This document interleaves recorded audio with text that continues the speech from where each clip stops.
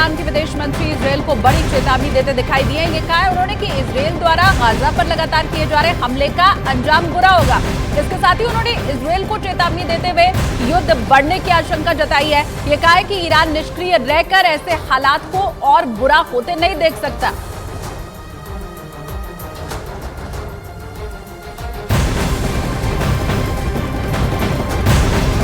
और वहीं हमास के हमले के बाद इजरायल का गाजा में हवाई हमला अब भी जारी है। इसके साथ ही हमास भी लगातार इजरायल के शहरों पर हमला कर रहा है। इसी वजह से हालात लगातार बिगड़ते जा रहे हैं। इन सब के बीच रूस ने बिगड़ते हालात पर बड़ा बयान दे दिया है। ये कहा है रूस ने कि गाजा में जारी संघर्ष की वजह से ये क्षेत्रीय युद्ध में अब तब्दील हो सकता है।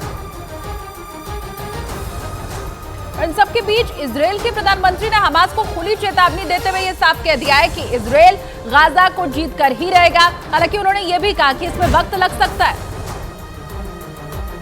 लेकिन इजरायल गाजा को अपनी मुट्ठी में करके ही दम लेगा। इजरायल की सेना लगातार हमास के ठिकानों पर जोरदार हमले कर रही है। वो गाजा की घेरेबंदी कर चुन चुन कर हमास के लड़ाकों को मार रही है। लेकिन भीषण हमलों के बावजूद हमास के लड़ाके पीछे हटने के बजाय इजरायल की फौज पर पलटवार कर रहे हैं। इसलिए इजरायल ने भी गाजा को तबाह करने का मन बना लिया है। इजरायल के प्रधानमंत्री ने अपने देश के लोगों को ये भरोसा दिलाया कि गाजा पर जीत जरूर मिलेगी।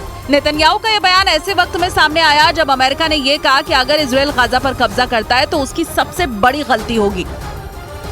और इधर इजरायल की सेना की तैयारी का एक ऐसा वीडियो सामने आया है जिसे देखकर हमास के भी होश उड़ गए होंगे, क्योंकि जो वीडियो सामने आया उसमें आसमान जमीन दोनों पर ही इजरायल की सेना अपनी तैयारियों को धार देती दिखाई दी।